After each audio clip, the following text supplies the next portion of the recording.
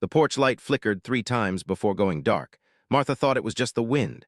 But she felt that strange pressure again, the kind that comes before a storm or a memory you didn't ask for. She was 78. Her children were scattered across 3 states, and Halloween used to be her favorite night. The smell of pumpkin bread, the sound of children's laughter, the glow of warm windows on cold streets. Now her house was quiet, too quiet.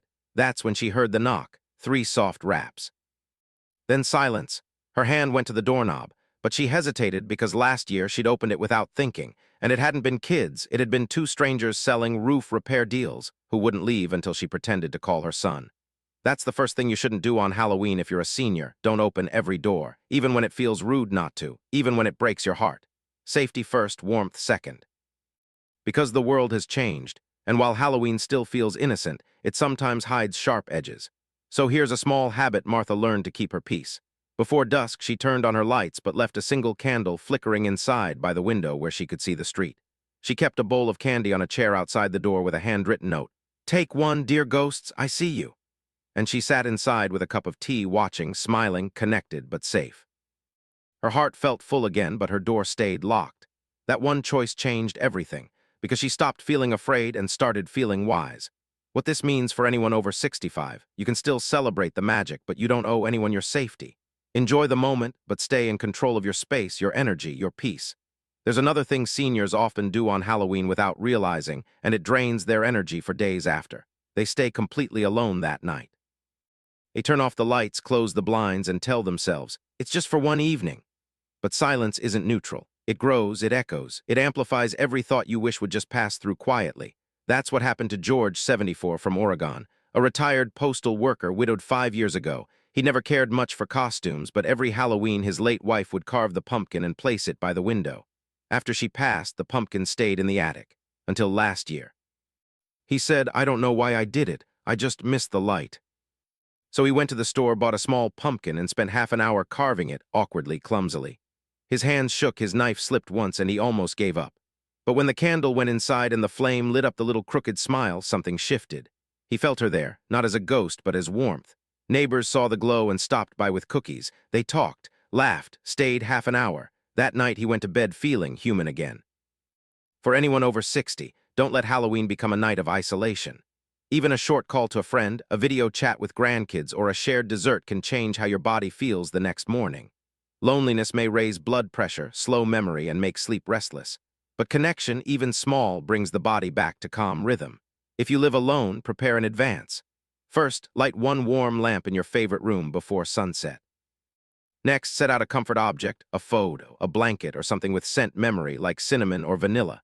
Then have one point of contact ready, a friend to call, a neighbor who knows your home. Finally, choose one small treat, something that feels like a hug from the past.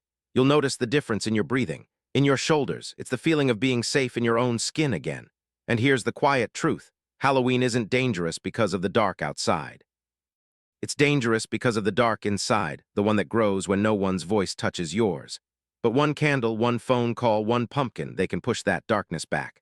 By 9 o'clock, the air already smelled of sugar, pumpkin spice, caramel, and the faint trace of chocolate melting in paper bowls. For many, that scent means joy. For older bodies, though, it can quietly turn against them. No one tells you that as we age, our metabolism doesn't just slow, it changes its priorities. The body starts choosing safety over thrill, calm over surge. Sugar, even just one more bite, tells your system to wake up, to push insulin to fight balance. That's why one of the most underestimated mistakes seniors make on Halloween is this: eating everything orange. It's not about the candy itself. It's the chain reaction afterward, the restless night, the morning fog, the heart beating faster than usual.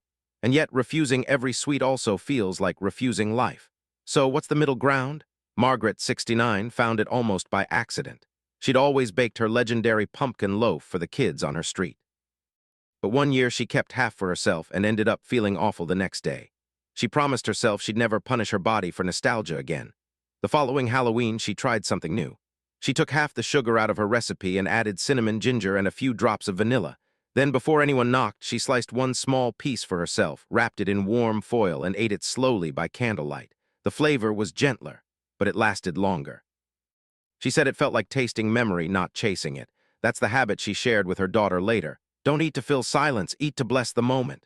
For anyone over 60, that's the real trick. The older body doesn't need denial, it needs rhythm.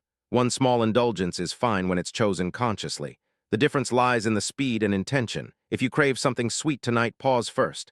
Ask, will this make me feel calmer or heavier? Next, take half the portion. Then breathe in the scent before the first bite, give your senses time to catch up.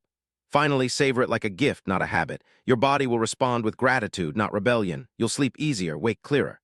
And the night will stay kind. There's one more mistake, the quietest one, but maybe the most painful, hiding from memories. Every October, the air itself seems to carry ghosts, not the kind from stories, but the ones made of scent and song. A certain candle, a certain laugh, a certain chair that's now empty. Many seniors close their hearts against it. They avoid the boxes in the closet, the photos in the drawer. They tell themselves, it's better not to think about it. But memory isn't the enemy. It's medicine that stings before it heals. In Connecticut, Ellen, 81, found an old photo of her and her husband dressed as Frankenstein and his bride, 1973. The image startled her, so much laughter frozen in one frame. She almost put it away again, but something in that grin made her stay. She lit a candle beside it, sat down, and for the first time in years she spoke out loud. You really were terrible at makeup, weren't you? The words were silly, but her chest opened. She laughed, then cried, then laughed again. That night she slept better than she had in months. Remembering doesn't reopen the wound, it reclaims it. Scientists say revisiting gentle memories can reduce anxiety, stabilize heart rate, and help older adults regulate mood. It's how the brain integrates love and loss into peace. So tonight, if a memory comes, don't push it away. First, notice where it lands in your body, chest, throat, hands. Next, breathe once, slowly. Then let the image expand instead of shrinking. See it, honor it, and say something kind to it, even if it's just, thank you for staying. Finally, when the wave passes, do one small act that roots you back in the present. Sip warm tea, straighten a photo frame, pet the cat. That's how memory becomes a bridge, not a trap. Ellen says she does it every Halloween now, one candle, one story, one deep breath. It's how I invite the living and the gone to sit in the same room peacefully. For seniors everywhere, that might be the greatest secret of the season. The night isn't meant to scare us. It's meant to teach us that love doesn't end, it just changes rooms. By late evening, most lights on the street fade out. Only a few porch lanterns remain, little stars in a quiet neighborhood. That's the hour when Halloween changes its tone, from noise to stillness, from candy to reflection. And yet many older adults still make one more mistake that night. They underestimate the body's need for calm recovery. They stay up too late, let screens flicker too long, sip one last sweet drink just to relax. But the aging nervous system doesn't recover from overstimulation the way it used to. After 65, your body's internal clock becomes sensitive like silk. Small disruptions ripple through your sleep, your balance, your morning mood. That's why what you do in the final hour of Halloween may quietly decide how you feel the next day. Robert, 72, used to spend the night watching horror marathons alone, to feel young again, he said. But the next morning he always woke groggy, dizzy, and strangely anxious. His doctor told him it wasn't his heart, but his adrenal rhythm. Fear, even in fun doses, can flood the bloodstream with cortisol that lingers long after the movie ends. He didn't want to give up the ritual, so he transformed it. Now he ends the night differently. First, a brief walk to his mailbox under the cool air, then 2 minutes of slow breathing before turning off every blue light in the room. He still watches his film, but starts earlier, ends before 10, and lets silence tuck him in. The change was subtle but steady. His mornings stopped feeling heavy. He described it as having space inside my head again. If you're over 60, try this tiny pattern tonight. First, dim your lights an hour before bed, even if you're still awake. Next, sip something warm and unsweetened, like chamomile or warm milk. Then choose a sound that calms the body, soft jazz, gentle rain, even the hum of your heater. Finally, let the house grow still before you do. That's how peace enters, not all at once, but through rhythm. Because the body at any age wants only one thing, safety. And you can offer it to yourself long after the laughter outside fades away. There's another side to Halloween few people talk about, the weight of pretending everything is fine. It's easy to put on a smile when kids ring the bell to joke, to say, "Oh, I'm just staying in tonight." But inside, many older adults feel invisible, like the world has moved on to a party they weren't invited to. This invisible loneliness doesn't look like sadness. It hides in the tiny gestures, the way you leave the TV on just for voices, or tidy the kitchen too late just to fill the silence. Jean, 68, said she didn't realize how heavy it had become until her granddaughter asked, "Grandma, do you get trick-or-treaters?" And she lied, "Oh yes, lots." After hanging up, she sat on her couch and whispered, "Why did I say that?" The truth wasn't shameful, it was just painful. That evening, she decided to do one small thing differently. She put a single pumpkin on her porch and lit it not for visitors but for herself. She said it was a signal to the night that she was still here. 15 minutes later, a neighbor walking his dog stopped by. They chatted for a minute, then two. He smiled and said, "I'm glad you're out." That was it. No big moment, but something opened. The next week, she started saying hello to more people. 2 months later, she joined a senior art class. The turning point began with a candle, so if tonight feels quiet, don't pretend it doesn't. Light something small instead. Let the world see your glow. Science calls it behavioral activation, one gentle action that interrupts isolation. It changes the brain faster than any forced optimism. You don't have to host or bake or decorate. Just let one sign of life show outside your door. Because connection doesn't always come knocking. Sometimes it just needs to see a light. There's a quiet kind of exhaustion that creeps in after Halloween, the kind that has nothing to do with candy or sleep. It's emotional fatigue. The day after, many seniors feel strangely hollow, like something precious passed through the night and left them behind. That feeling isn't weakness. It's a biological echo. Moments of high nostalgia, light, and sensory overload awaken old neural pathways, then shut them off suddenly. The brain misses that warmth, that color. But there's a way to soften the drop, by turning the energy outward. Carla, 70, from Ohio, did something unexpected last year. Instead of cleaning up all the decorations the next morning, she left one small pumpkin on the porch. She called it her gratitude lantern. Each time she passed it, she whispered something she was thankful for, her hand still steady, her daughter's phone call, the smell of rain. Within a week, that pumpkin shriveled, but the habit stayed. She said it kept her connected to life instead of waiting for the next holiday to feel alive again. That's the secret rhythm many miss. Joy doesn't need a calendar. If you feel emotionally empty after Halloween, don't fill it with noise, fill it with noticing. First, notice your space, the chair that holds your shape, the blanket that smells like comfort. Next, notice your body, how it still moves, still breathes, still learns. Then reach outward, one short message to someone, one act of giving, even if it's just leaving candy at the mailbox for the postal carrier. Finally, end the day with gratitude, not as a ritual, but as repair. Because the opposite of loneliness isn't company, it's purpose. One last do, and it might be the hardest. Don't let the world convince you that Halloween or life itself is only for the young.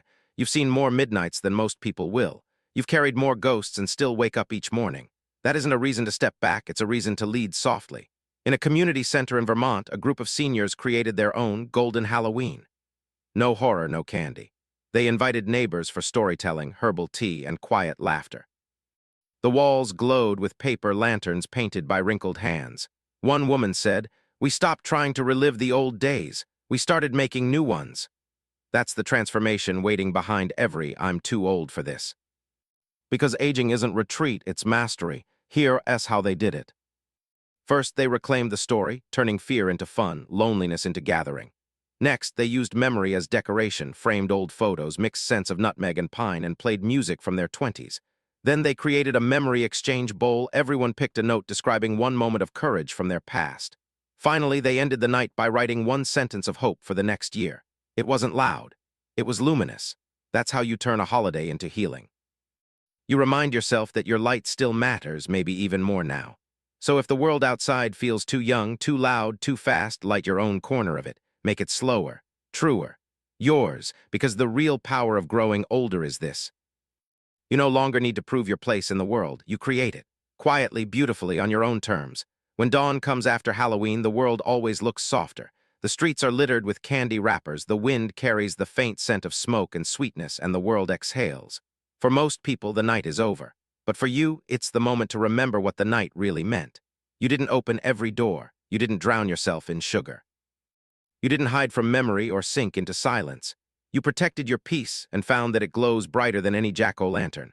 That's what aging gracefully truly is, not slowing down but learning which knocks to answer. Halloween is just a symbol, a mirror that shows how the heart handles darkness. Those who rush through it never see the lesson. Those who pause, breathe, and light one candle in the quiet learn something far more powerful. That safety and joy are not opposites, they are twins. It's the same lesson your body teaches every day. Every cell still fights for balance, warmth, and meaning, even after years of storms. You've earned the right to rest without guilt, to smile without proof, to guard your boundaries without apology. And if tonight or any night you feel a little lonely, remember the stories you heard here. Martha with her tea and porch light, George carving his crooked pumpkin, Ellen speaking softly to an old photo, Jean lighting her candle, Robert turning fear into rhythm, Carla whispering thanks to a fading lantern. Each of them chose life, quietly, stubbornly, beautifully. You can too. That's what you should do on Halloween if you're a senior.